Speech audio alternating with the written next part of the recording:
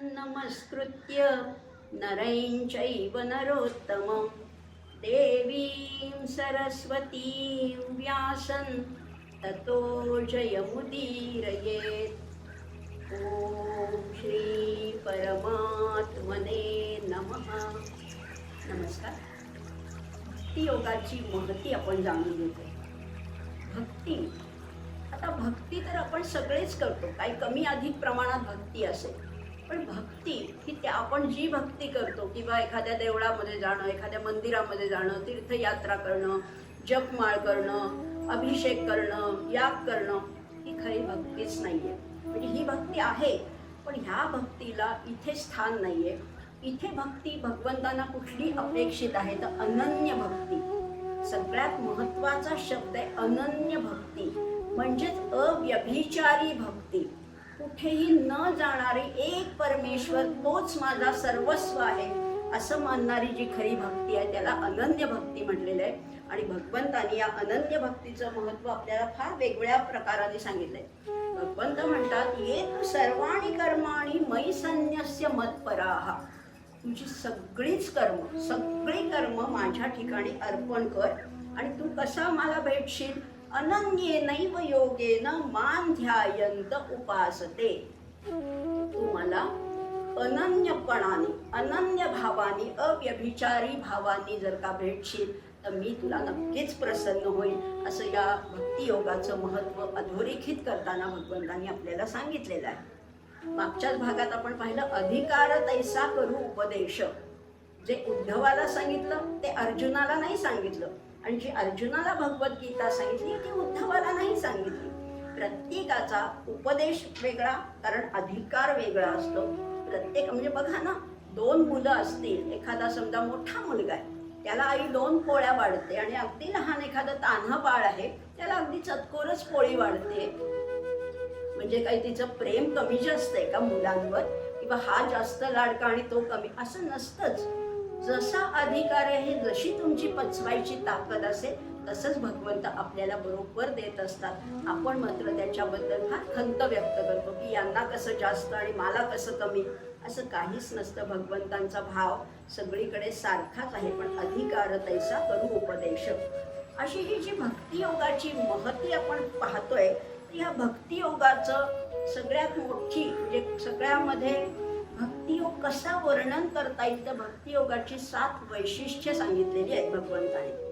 सगळ्यात महत्त्वाचं वैशिष्ट्य असं आहे की इथे साधन आणि साध्य यांची एकरूपता होऊन जाते। बघा, म्हणजे इथे त्रिपुटी मावळूनच जाते। प्रत्येक ठिकाणी 3 गोष्टी आपण अनुभवतो, म्हणजे एक असतो ज्ञाता, दुसरं असतं ज्ञेय, आणि मधली जी प्रोसेस असते, मधली जी प्रक्रिया असते त्याला ज्ञान म्हणतात। ज्ञाता, ज्ञान आणि ज्ञेय या तिन्ही तिथे मावळूनच जातात। ध्याता, ध्यान आणि ध्येय। तसंच हा जो भक्त आहे आणि भगवंत आहे आणि मधली जी भक्ती आहे, हे तिन्हीचं संमिश्र रूप होतं, एकरूपच होतं, आणि तिथे साधन वेगळेपणाने शिल्लकच राहत नाही। म्हणजे तुकाराम महाराजांनी फार सुंदर एका ठिकाणी म्हणून ठेवलेलं आहे, देव पहायासी गेलो, देव होऊनिया ठेलो। मी ठरवलं तो देव कसा आहे तो बघायला जावं, पण बघायला गेलो तर काय, मीच शिल्लक उरलो नाही, माझाच देवच होऊन गेला। म्हणजे ह्याचा अर्थ आहे की जीव होता तो शिवाशी तद्रूप होऊन गेला, तदाकार होऊन गेला, त्याला वेगळं अस्तित्व शिल्लकच उरलं नाही। देह हे काय आहे आपलं, तर देह हे परमेश्वर प्राप्तीचं एक फक्त इन्स्ट्रुमेंट आहे, एक साधन आहे। पण ही देहबुद्धी जेव्हा पूर्ण संपून जाते आणि आत्मबुद्धीकडे वाटचाल होते, तेव्हा वेगळेपणा शिल्लकच उरत नाही। म्हणून या साधन आणि साध्याची एकरूपता हे भक्ती योगाचं पहिलं वैशिष्ट्य आहे। दुसरं वैशिष्ट्य असं आहे की ज्ञानामध्ये कदाचित वृक्षपणा येऊ शकतो, पण भक्तीमध्ये मात्र कधीच वृक्षपणा नसतो। पण भक्ती करताना एक प्रकारचा आनंद मिळत असतो, कारण भक्तीमध्ये ओलावा आहे, ओलेपणा आहे, आर्द्रता आहे। आणि म्हणूनच या अगदी महालक्ष्मीला सुद्धा म्हणले, आर्द्राम ज्वलंतीम तृप्ताम तर्पय। आर्द्र म्हणजे अतिशय ओलावा आहे, प्रेमाचा ओलावा आहे। भक्तीमध्ये हा ओलावा असल्यामुळे ही भक्ती कधीही कंटाळवाणी होत नाही. उलट असं वाटतं की आपल्या आराध्य दैवताचं किती भजन करावं, किती पूजन करावं, किती नामस्मरण करावं. म्हणूनच त्या आराध्य दैवताचं एकदा दोनदा तीनदा वर्णन करून भागतच नाही. पुन्हा पुन्हा पुन्हा पुन्हा त्याचं वर्णन करावं, त्याचं रूप कसं आहे हे सांगावं असं आमच्या सगळ्याच संतांना वाटतं. बरं, भक्तीला एक वेळ ज्ञानाला तरी तुम्हाला काहीतरी शिक्षणाची अट आहे, तुम्ही एवढे एवढे ग्रंथ अभ्यासायला पाहिजेत वगैरे वगैरे गोष्टी आहेत. पण भक्तीमध्ये काहीच नाहीये. उलट भक्तीमध्ये खर्चही नाहीये. म्हणजे एका ठिकाणी असं म्हणलंय, जपतपत साधन कछु नाही लागत, खर्चत नाही गठरी. तुमचं काही गाठोडंही जात नाही, तुमचा पैसाही खर्च होत नाही. किंवा समर्थाने तर म्हणून ठेवलेलं आहे, बहु साजिरे स्वल्प सोपे फुकाचे. रामाचं नाव कसं आहे? साजिरे, अतिशय गोड आहे, स्वल्प आहे, छोटस आहे आणि फुकट आहे. काहीच खर्च नाहीये त्याच्यासाठी तुम्हाला. असं जर असेल तर ही भक्ती का नाही करायची? मात्र ती करताना अनन्य भावाने करायची. हे झालं त्याचं तिसरं वैशिष्ट्य. चौथं वैशिष्ट्य काय आहे तर बघा, श्रुतींनी वर्णन केलेलं आहे. वेदांमध्ये, वेदांतामध्ये किंवा उपनिषदामध्ये याचं वर्णन, परब्रह्माचं वर्णन अनेक वेळेला येतं. परब्रह्म कसं आहे? खरं म्हटलं गंमत अशी आहे की परब्रह्माचं वर्णन करता येत नाही, हेच त्याचं वर्णन आहे. कसं आहे परब्रह्म? गोल आहे? नाही हो, गोल नाही. चौकोनी आहे का? त्रिकोणी आहे का? पंचकोनी आहे का? पिवळं आहे का? निळं आहे का? हिरवं आहे का? नाही हो, असं नाही. मग ते कसं आहे सांगा तरी. कसं आहे? सर्व व्यापक आहे. पण मग सर्व व्यापक आहे तर फार दूर आहे का? हो, फार दूरही आहे, फार जवळही आहे. म्हणजे काहीच त्याचं एक स्पेसिफिक असं वर्णन करता येत नाही, हेच त्याचं वर्णन आहे. आणि म्हणून श्रुतींनी परब्रह्माचं वर्णन करताना नेती नेती नेती म्हणजे न इति न इति, असं नाही हो, असं नाही हो असं सांगितलंय. किंवा अगदी मनाच्या श्लोकामध्ये समर्थ म्हणतात, नसे पीत ना श्वेत ना श्याम काही. ते पिवळं नाही, निळं नाही, काळं नाही, कसं नाहीच आहे. म्हणजे ज्ञानमार्गाने जर का जायचं झालं तर आम्हाला त्याचं वर्णन अभावाने करायला लागतं किंवा व्यतिरेकाने करायला लागतं. पण भक्तीची विशेषता ही आहे की भक्तीमध्ये सकारात्मक सगुणात्मक वर्णन करता येतं. परब्रह्माचं किती प्रकाराने सगळ्या संतांनी इतके अभंग रचलेत, पण वर्णन पूर्ण झालंय का? आमचे संत तर म्हणतात, समचरण सुंदर कासेल्याला पीतांबर, किंवा सुंदर ते ध्यान उभे विटेवरी. किंवा अजून संत म्हणतात की राजस सुकुमार मदनाचा पुतळा. कसा आहे हो हा पांडुरंग कसा आहे? तो मदनाचा पुतळा आहे. मात्र कुणाला? ज्याची भक्ती आहे त्यालाच. ज्याची भक्ती नाही, ज्याची श्रद्धा नाही, तो म्हणेल हा काय काळा सावळा पांडुरंग, ह्याला काय तुम्ही मदनाचा पुतळा म्हणताय. पण असं नसतं. संतांची भक्ती ही फार वेगळ्या पातळीवर आपल्याला घेऊन जाते. त्यामुळे त्याचं वर्णन, त्या आराध्य दैवताचं, त्या सगुण मूर्तीचं वर्णन सकारात्मक सुद्धा करता येतं. आता हा भक्ती मार्ग कोणासाठी खुला आहे? तुकाराम महाराज म्हणतात, इथे काम नाही जातीचे. इथे जातीचं कामच नाही. बघा, सगळेच संत आपले वेगवेगळ्या व्यवसायातले होते, वेगवेगळ्या जाती धर्माचे होते. म्हणजे त्याच्यात सोनार आहे, शिंपी आहे, अगदी कुंभार आहे, न्हावी सुद्धा आहे, सेना न्हावी आहे, नरहरी सोनार आहे, सज्जन कसाई आहे. सगळ्या जातीचे लोक याच्यामध्ये एकत्र आलेले आहेत. त्यामुळे इथे जातीपातीचं कुठलंही बंधन नाही असंही सांगितलेलं आहे. पुढे म्हटलेलं आहे की भक्ती नसेल ना, या भक्तीशिवाय हे ज्ञान अतिशय रुक्ष होऊ शकतं. त्यामुळे जरी ज्ञान असेल तरी त्याला भक्तीचं अस्तर पाहिजे, भक्तीची थोडी तरी झालर पाहिजे, तरच हे वृक्ष ज्ञान आपल्याला गोड वाटायला लागतं. नाहीतर ते कंटाळवाणं वाटू शकतं. भगवद्गीतेमध्ये सुद्धा काय आहे तर ही भगवद्गीता संवाद रूपाने आलेली आहे. आणि अर्जुन हा परमेश्वर भगवंतांचा निस्सीम असा भक्त आहे. आणि हे जेव्हा तो मान्य करतो, शिष्यस्ते हंसाधिमान त्वां प्रपन्नम, तेव्हाच भगवंत भक्ताला उपदेश करायला उद्युक्त होतात. आणि सगळ्यात शेवटचं 7वं वैशिष्ट्य भक्ती मार्गाचं असं आहे की भक्ती ही मुक्तीहून अतिशय श्रेष्ठ आहे. तुकाराम महाराजांनी तर म्हटलंय की न लगे धनसंपदा संत संग देई सदा. त्यामुळे ही भक्ती, आम्हाला मुक्ती नसली तरी चालेल, आम्हाला भक्ती पाहिजे आणि भक्ती करण्यात एक गोडवा आहे, एक मधुरता आहे असंही सांगितलेलं आहे. आणखीन एक गोष्ट भक्ती मार्गाचाच आपण विचार करणार आहोत. अर्थातच भक्ती मार्ग सुद्धा इतका सोपा नाहीये. जसं म्हटलं, भक्ती ही सुळावरची पोळी आहे, पण भक्तीला एक संगीताची साथ असते बरं का. म्हणजे बघा, मृदंगावर एकदम सणकन थाप पडली, टाळ बोलायला लागले आणि भक्तीने मधाळलेला स्वर ईश्वराला आळवायला लागला ना, की मग त्यातून निर्माण होणारं जे नाद ब्रह्म आहे ते ईश्वराला देखील डोळायला लावतं. अशी ही भक्तीची महती आहे, महानता आहे, हे त्याचं वैशिष्ट्य आहे. भक्ती करत असताना काय करायचे, कुठपर्यंत जायचे, तर जीवानी शिवापर्यंत जायचे.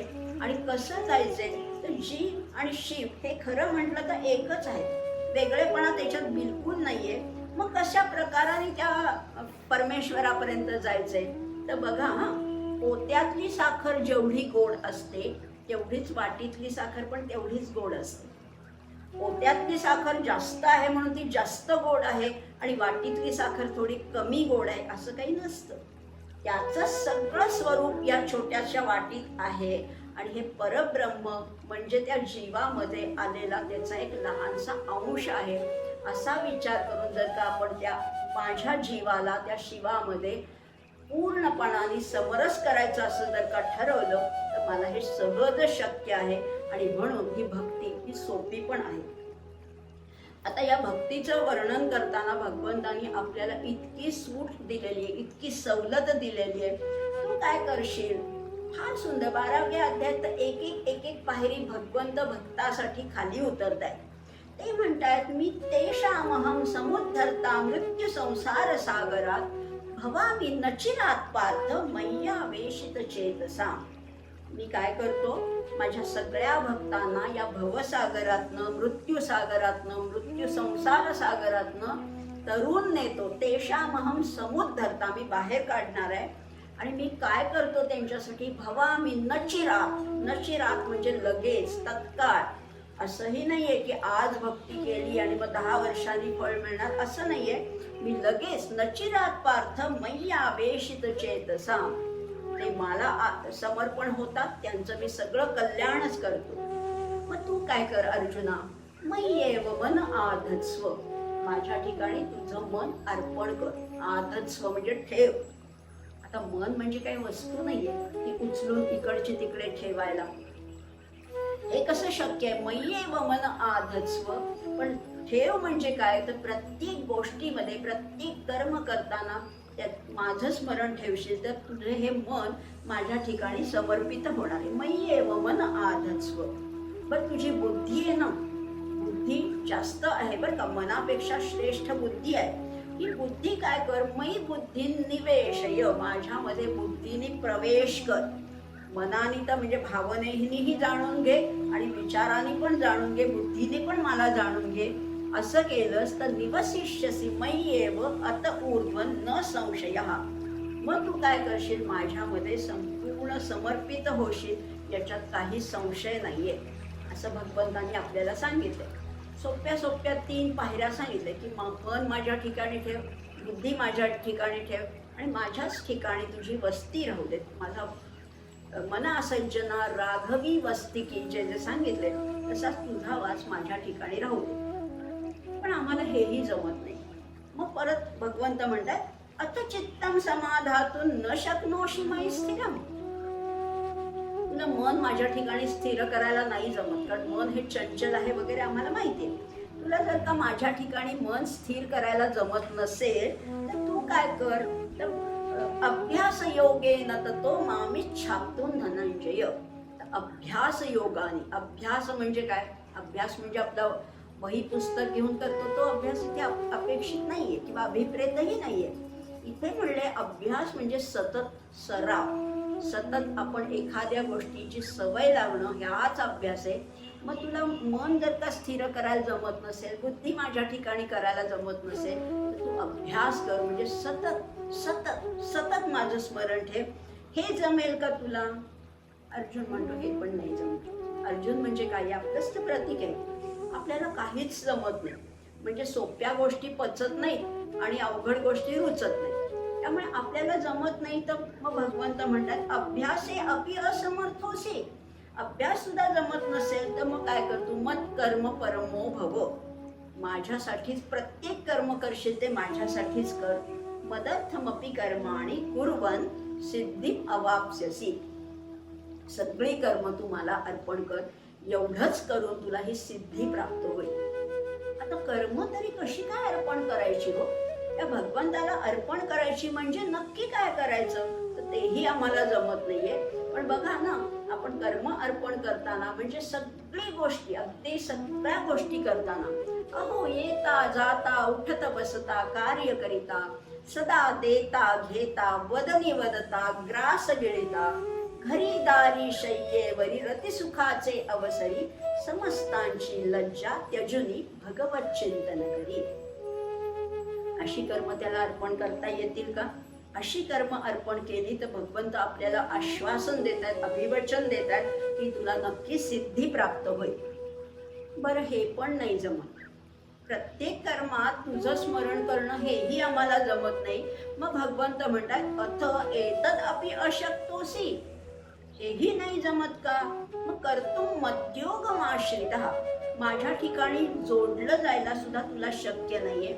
मग आता तू शेवटचं एक सांगतो, तू एकच कर. सर्व कर्म फलत्यागन ततः कुरु यतात्मवान. तू काय करशील? सगळ्या कर्माच्या फळाचा त्याग कर. कर्माचा त्याग नाही सांगितला बरं का, कर्माच्या फळाचा त्याग करायला सांगितलंय. असं केलंस तर काय होईल? ततः कुरु यतात्मवान. आणि तू प्रयत्न करून सुद्धा तू माझ्या मध्येच पूर्णपणाने सामावून जाशील. त्यामुळे सर्व कर्म फल त्यागम. आणि गीतेचं मागच्या वेळेस आपण कर्मयोगातही पाहिलं की निष्काम कर्मयोग ही भगवद्गीतेची जगाला एक अनुपमेय अशी देणगी आहे. हेच इथे सांगितलंय, कर्म तर करायचं आहे पण कर्माच्या फळाचा त्याग करायचा आहे. म्हणजे कर्म करताना इतक्या निस्संग वृत्तीने करायचे, असंग वृत्तीने करायचे की माझं कर्तव्य म्हणून मी हे कर्म करणार आहे, पण त्यातनं मला काय मिळणार आहे या फळाची अपेक्षा अजिबात ठेवायची नाहीये. कुठल्याच फळाची नाही, इहलोकातलंही नाही आणि परलोकातलं पण नाही. किती कसं करायचंय तर ह्या दोन्ही फळाची अपेक्षा टाकून, मात्र ह्या दोन्ही फळाची जरी अपेक्षा टाकली तरी भगवंत तुम्हाला फळ द्यायचं राहणार नाहीये. फळ नक्की मिळणार आहे पण तू त्याच्यावरचा अधिकार सोडून दे. मा कर्म फल हे तुर्भूर माते संगोस्त्व कर्मणी. त्यामुळे तू काय करशील? सर्व कर्म फलत्यागन ततः कुरु यतात्मवान. त्याच्यातनं काय होणार आहे? श्रेयो हे ज्ञानमभ्यासात. एकापेक्षा एक श्रेष्ठ अशा गोष्टी सांगितल्या. ज्ञानापेक्षा अभ्यास श्रेष्ठ आहे, ज्ञानापेक्षा ध्यान श्रेष्ठ आहे, ध्यानापेक्षा कर्म फल श्रेष्ठ आहे, फलाचा त्याग करणं श्रेष्ठ आहे. आणि त्यागातून तुला काय मिळणार आहे तर शांती मिळणार. एक एक एक एक पायरी भगवंत आपल्याला हात धरून वर नेत आहे. आधी अभ्यास कर, अभ्यासातून ज्ञान प्राप्त होईल, ज्ञानातून ध्यान प्राप्त होईल, ध्यानातून कर्मफळाचा त्याग करणं तुला सहज शक्य होणार आहे. आणि असा कर्मफलाचा त्याग करता करता त्याच्यातून शांती प्राप्त होणार. आणि आपल्या सगळ्यांना केवळ आणि केवळ शांतीचीच ओढ आहे. पाश्चात्य देश सुद्धा आता इतकी समृद्धी आहे, इतकी प्रगती करतायत, पण त्यांना सुद्धा शांती पाहिजे. आपल्या सगळ्यांना सुद्धा काय पाहिजे? खूप पैसा, खूप गाड्या, खूप मोठं घर, खूप सत्ता संपत्ती हे नकोच आहे. शेवटी काय हवंय? आपल्याला पाहिजे ती मनःशांती पाहिजे. आणि इथे भगवंतांनी या भक्ती मार्गाच्या माध्यमातून आपल्याला शांतीचा एक सुंदरसा मार्ग दाखवलाय. या शांतीच्या मार्गाने आपण पुढे वाटचाल करणार आहोत, भगवंतापर्यंत पोहोचण्याचा नक्कीच प्रयत्न करणार आहोत. त्याच्यासाठी हा भक्ती मार्ग आपल्याला मार्गदर्शक आणि उपदेशक ठरणार आहे. असं म्हणूया, इथेच थांबूया. सर्वे सुखिनः सन्तु, सर्वे सन्तु निरामयाः, सर्वे भद्राणि पश्यन्तु, मा कश्चित् दुःखमाप्नुयात्. ओम शांती शांती शांती.